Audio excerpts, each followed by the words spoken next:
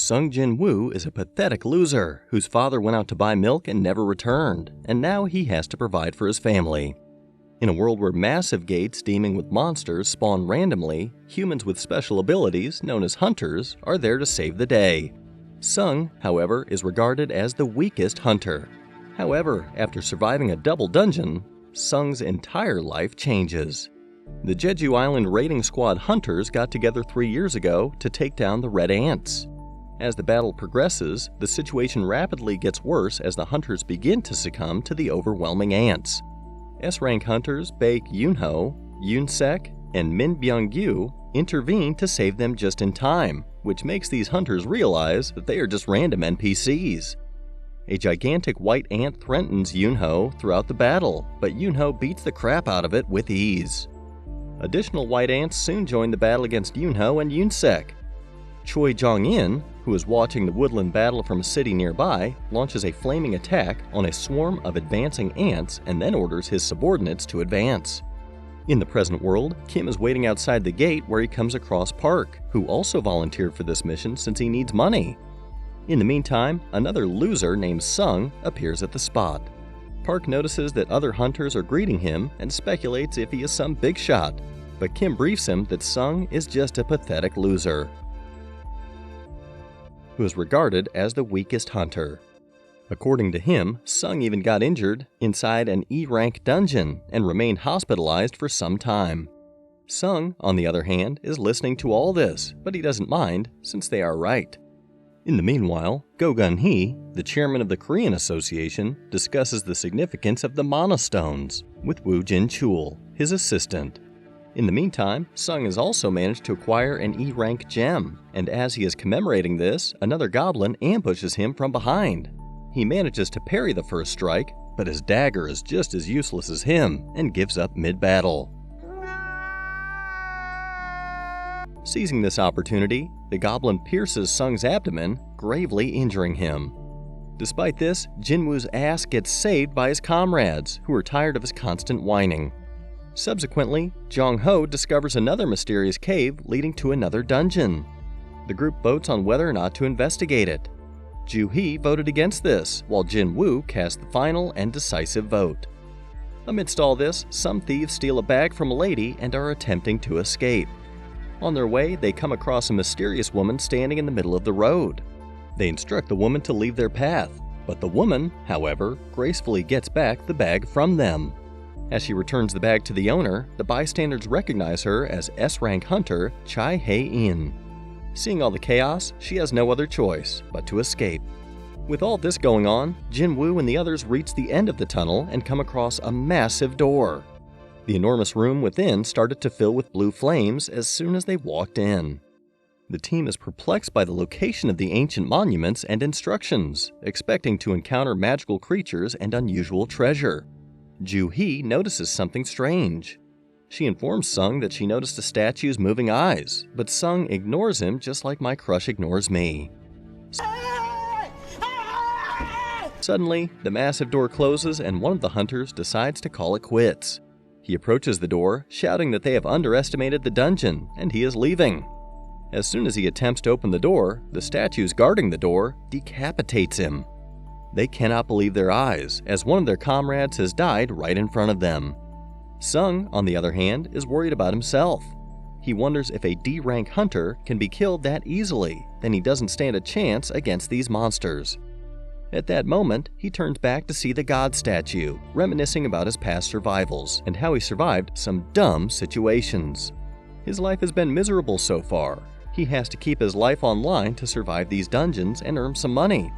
And even though he doesn't possess a proper dagger and shoes, he still keeps on fighting. Just because he's the weakest, he has a tendency of carefully observing his surroundings, and at that exact moment, he instructs everyone to fall to the ground as he grabs Ju-hee and lies down. Suddenly, the god statue launches a beam that kills most of the hunters, excluding the ones on the ground. Sung cannot comprehend what is happening around him, and if things proceed like this, he will be killed. The hunters cannot comprehend what is happening around them, and there is utter chaos. With 2 people already dead, they wonder if they will die as well. Ju-hee, on the other hand, has already started tweaking as Sun realizes that she is just as useless as Sakura. Sung attempts to console her, but is of no use.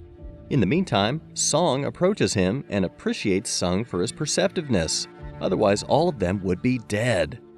Sung, however, deemed himself lucky for noticing all this. Suddenly, he notices that Song is missing an arm as he asks him to stop the bleeding. He actually wanted Ju-hee to heal him, but her mental state is far too weak for that. According to Song, he has participated in multiple B-rank missions, but this monster is way beyond anything he has ever witnessed. He then repeats the commandments of the Kartanon Temple stated on the stone.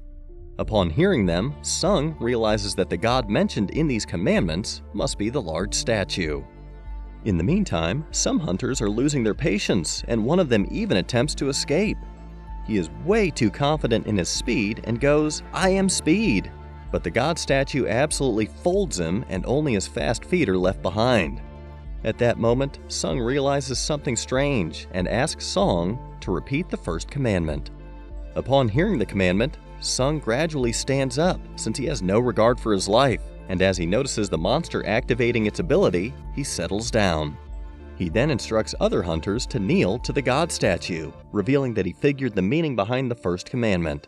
Skeptical, Song and the other hunters kneel to the god statue, hoping that it will save their sorry asses.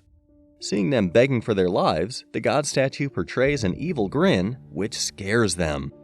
Park realizes that the monster is no longer attacking them and stands up, despite Song's warning. Seeing that they are safe, the others also stand up and start celebrating, even though they did nothing. Sung, however, is still skeptical about this weird-ass situation, and at that exact moment, the monster stands up, scaring the crap out of them. Song questions Sung regarding their next move, forgetting that he's a dumb loser. He realizes that they cannot violate the commandments in this dungeon and repeats the second commandments. Praise the god. Hearing this, one of the hunters volunteers to praise the god since he's been practicing folklore. As he kneels to the god and begins praising him, they notice that God is slowing down, but they were wrong. This praise has no effect on this god as he crushes the hunter beneath his feet. Song instructs the surviving hunters to scatter since it is too dangerous to flock around. Park runs as far as he could and takes shelter under another statue, wondering if he's safe. Suddenly, the statue behind him also begins moving and slashes him into half. Sung cannot figure out how to praise this god since he's basically a demon. At that moment, he notices some statues holding musical instruments instead of traditional weapons and instructs other hunters to gather beneath them. As soon as they stand beneath such statues, they start playing music and don't attack them. Sung also stands beneath a statue alongside Ju-hee, but the statue doesn't move. He realizes that only one hunter can stand beneath one statue and leaves Ju-hee behind. With the god statue following him, Sung is basically running for his life. He somehow manages to survive the god statue, but another statue gets him, cutting his leg off. Now, he and Song have the same number of limbs. Crawling his way, he manages to reach the musical statue in time, and this is how they praise God. With all the musical statues playing their instruments, the god statue returns back to its throne and settles down. Ju-hee rushes toward Jin-Woo and hugs him, noticing that he has lost his leg in the process. She attempts to heal him until blood gushes from her eyes and nose, and she cannot further heal him. Song cannot comprehend what is happening around him and deems it tragic. Kim feels sorry for Song's arm, but he deems this karma. According to him, Song took a rash decision and he deserves this. Another hunter interferes with the conversation, stating that Kim was the one who suggested this, but Kim tells him, asserting that others also voted for this. As they are conversing, an altar appears in the middle of the dungeon. Jin-Woo realizes that they are demanding a sacrifice in accordance with the third commandment. Hearing this, Kim unsheathes his sword and forces Song to sacrifice himself since he is the captain. Song accepts his fate and gradually walks towards the altar. Jin-Woo, however, is satisfied with this outcome since everyone voted for this. In the meantime, as Song approaches the altar, a torch lights up and he questions Jin-Woo regarding this. With no other option left, Jin-Woo asks the other hunters to carry him to the altar for a closer look. As soon as they approach the altar, other torches also light up. He wonders if they wait inside, would others come for their rescue? But Song suggests that it is highly unlikely since the gate will breach. Jin-Woo instructs Kim and Joo-hee to approach the altar as it might light up the other torches as well. Now that all the torches are lit, the door opens with a ring of blue flames surrounding them. Kim wonders if this is a trap, as all the statues begin moving and approach them. Joo-hee immediately closes her eyes, but Jin-Woo forbids her, stating that it is just like that childhood game, and if she closes her eyes, the statues will move closer. In this dire situation, one hunter finally loses her patience and rushes towards the door.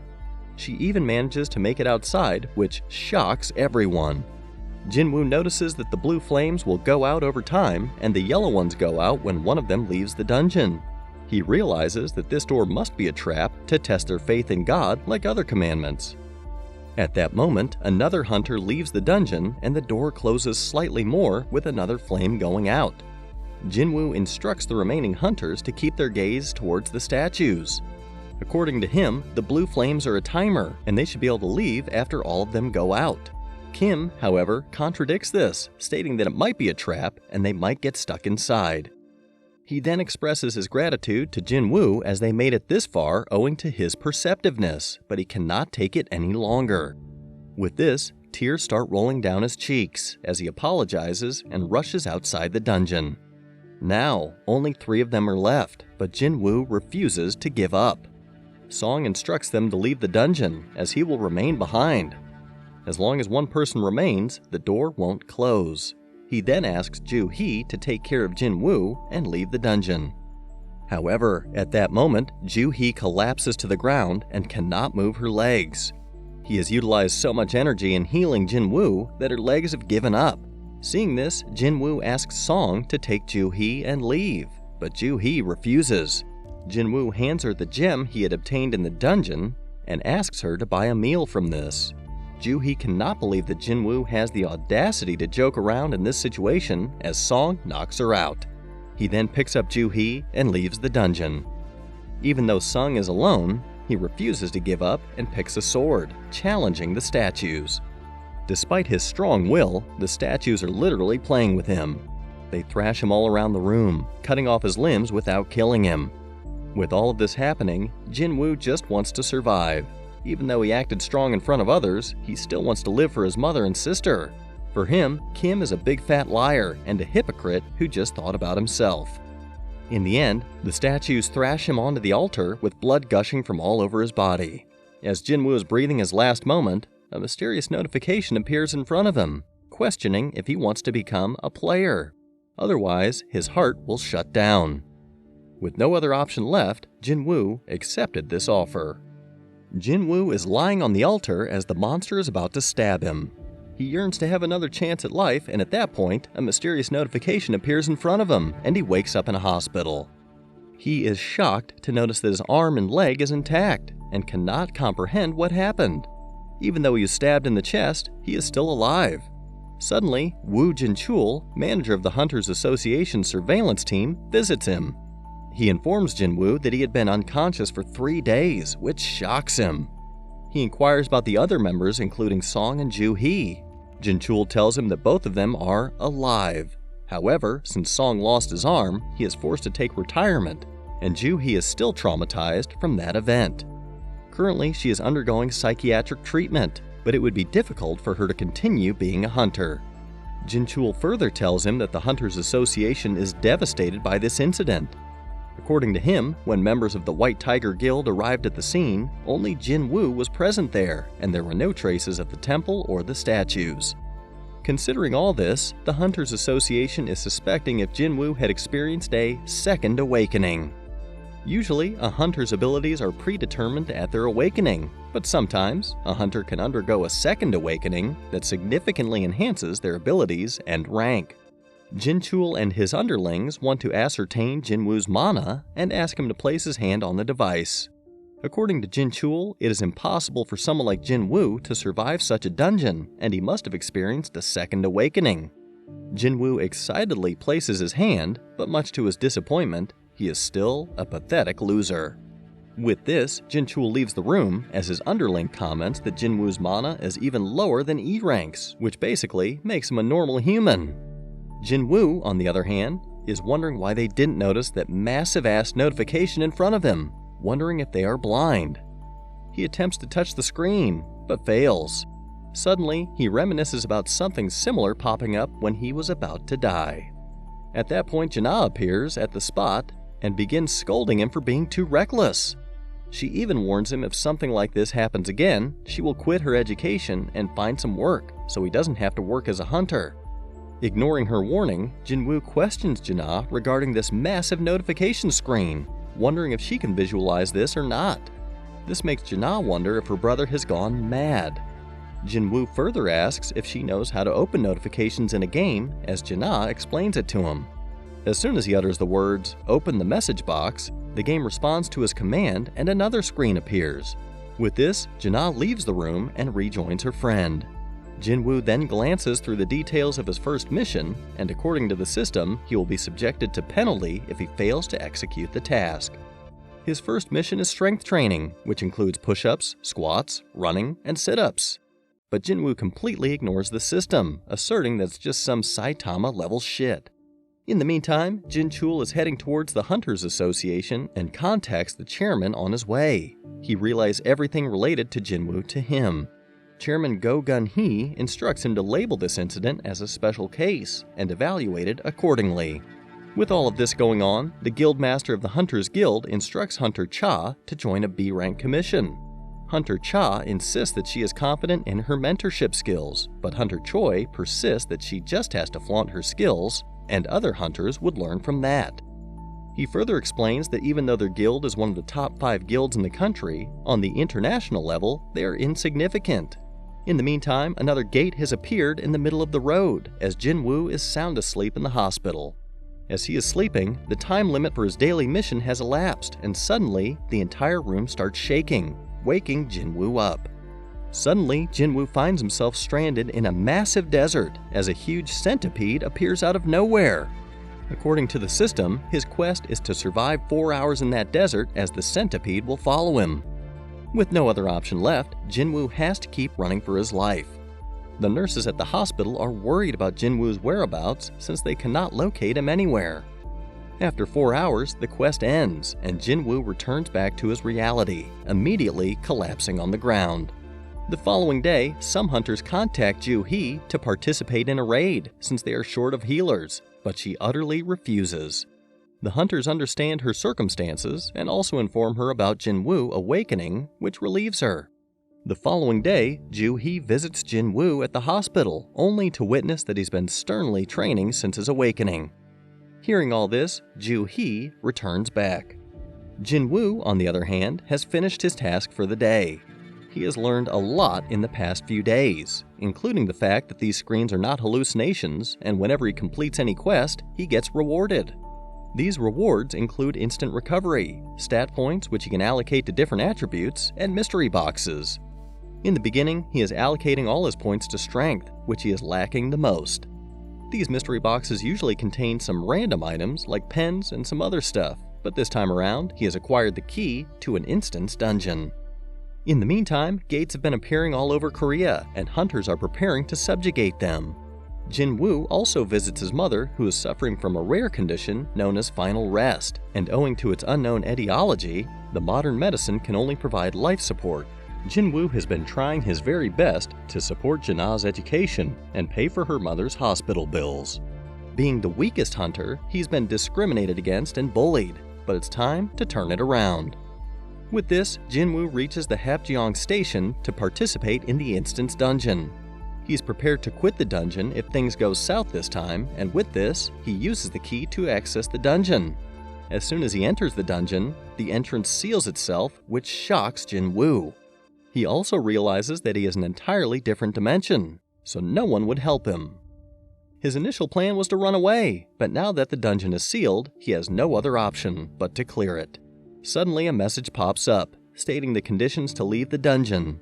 He wonders if he can beat a boss all alone, but he has no other choice. Upon entering the dungeon, he comes across some goblins against whom he used to struggle. Despite all that training, Jin-Woo is still struggling against mere goblins. His past trauma and experiences are holding him back, but he realizes this soon enough. He eventually manages to kill a goblin, and this grants him the confidence boost he immensely needed, and with this, he takes out the other 2 goblins as well. As Jin-Woo is acknowledging that he's gotten stronger, another monster appears out of nowhere, and this time around, it is a massive dog. Jin-Woo attempts to parry its initial attack with his dagger, but the monster ends up shattering the dagger into tiny pieces. Jin-Woo realizes that this monster is far superior to the goblins, and suddenly, his legs stop moving. Jin-Woo thought that he wasn't traumatized from that tragic incident, but against the face of death, his body responds against his mind. Even though he somehow manages to dodge a lethal strike, the monster still scratches him. Jin-Woo knows that he doesn't have a healer with him, which makes things even more complicated, and a single blow would be enough to take him down. In despair of facing the wolf magic beast that appeared abruptly after having just defeated a bunch of goblins, with his dagger now broken, Jin-Woo discovers that he has gained impressive agility that allowed him to dodge the steel-fanged wolf. He takes the courage to fight back, but to his surprise, he is now capable of sending a powerful blow to the magic beast, sending it flying against the wall. However, Jin-Woo knows that he will not be able to take down the animal bare hand. He tries to flee as the beast chases him and thinks for a weapon to use. He discovers that he has access to his inventory provided by the system, allowing him to take out the sword that he got at the double dungeon that was left by Kim Sang-shik to kill the wolf. 2 more steel-fanged wolves appear. Jin-Woo tries to swing the sword at one of them, but is stopped by the beast's jaw. He inputs more force into his weapon, dispatching the wolf. The second wolf, hesitating to attack, flees. Now alone again, Jin-Woo checks for his stats and acquires items instead of magic gems, which he uses to sell to obtain currency in the program. Now thinking how to defeat the boss of this dungeon, Jin-Woo spots countless more steel-fanged Raikens that emerge from the dark. Determined by courage, Jin-Woo rushes to dispatch more of the wolves and comes out victorious, slaughtering all of the beasts. He checks his inventory and grabs one of the items he just acquired, a teleportation stone, before walking down into the hallway of the dungeon. Outside, Lee Joo-hee picks up a call from the Hunters Association notifying her that the gate had a dungeon break. She feels guilty about rejecting their request and agrees to participate as she listens to the person on the phone saying that they're lacking healers. Back in the Instance dungeon, Jin-Woo realizes he has grown stronger, now understanding that the colors of the Magic Beast's titles reflect their strength relative to his own. White for low, orange for similar level, and red for higher level than him. Despite his doubts about facing the dungeon's boss, he bravely descends the stairs he encounters. Initially greeted by silence in an expansive sewer, he soon detects water waves rushing towards him, signaling an imminent threat before being slammed against the wall. Recovering, he faces the dungeon boss, the snake magical beast known as Blue Venom Fanged Kasaka. Taking a brief moment to examine the appearance of his enemy, he tries to strike a blow with his blade with no result of damage. Jin-Woo is sent into a body of water nearby by the snake's tail, where he barely dodges its head. Emerging to the surface, he barely dodges a train that is thrown onto him. Standing up to proceed with the battle, a flashback appears of Jin-Woo's conversation with Song Chi-eul, telling him that he has been nicknamed as the weakest hunter and encourages him to work harder to prove them wrong. Kasaka relentlessly dominates the battle, propelling Jin-Woo through a wall with its formidable strength. Despite multiple attempts to penetrate the snake's scales with his broken sword, Jin-Woo ultimately abandons the weapon, opting instead to leverage the enhanced strength from his heightened stats. With his own blood streaming down his face, he grapples with the neck of the snake. He intensifies his grip, seizing the snake's scale armor as the creature thrashes wildly. Through sheer force, Jin-Woo eventually manages to exert enough pressure to kill the beast. He acquires the Kasaka's Venom Fang, a dagger made from the boss's fangs. The snake's corpse, along with the dungeon, disappears, reverting the instant dungeon back into the Hapjeong subway station. As he takes the stairs to exit the dungeon, he is spotted by a soldier who scolds him for being here before realizing that he is a hunter and guides him out of the site. As he follows the soldier, he asks him if magic beasts have got out after a dungeon break. The man replies that most of them were killed with the giant one left, which is something that Jin-Woo could feel and detect its location as a result of his advanced senses granted by the system. The massive blue stone golem is being fought by a group of hastily assembled E and D rank hunters, struggling to even breach its defenses. Behind a military barricade, civilians, including Jin-Woo, watch the scene unfold and take pictures. The onlookers appear almost to taunt the hunters, displaying a mix of annoyance and disdain towards the unfolding dungeon break. Jin-Woo quickly realizes the hunters are outmatched by the beast and notices Ju-hee among them, struggling with her healing magic due to the trauma from the double dungeon. Recognizing the boss as merely D rank, lower than the C rank Fang Kasaka he recently defeated, Jin-Woo decides to intervene. He prepares to throw the broken sword from Kim Sang-shik that he wielded against the previous boss. As the hunters teeter on the brink of defeat, Jin-Woo's sword pierces the golem eye and defenses, turning the tide and enabling the hunters to vanquish the monster. The tanker among the hunters is puzzled by the sudden breach in the golem's defenses, given that their previous attacks had been futile. Spotting a broken sword amidst the debris, he inquires of a nearby soldier about who launched the sword that struck the golem. The soldier responds that it was the work of an unidentified hunter from the back, who has since disappeared. Astonished by the immense power behind the act, the tanker is left speechless, wondering if it was a highly ranked hunter. Meanwhile, Jin-Woo, having already departed from the scene, muses that the golem might have been weakened before his sword throw. Ju-hee catches a glimpse of him in an alley and wonders if he was the one responsible.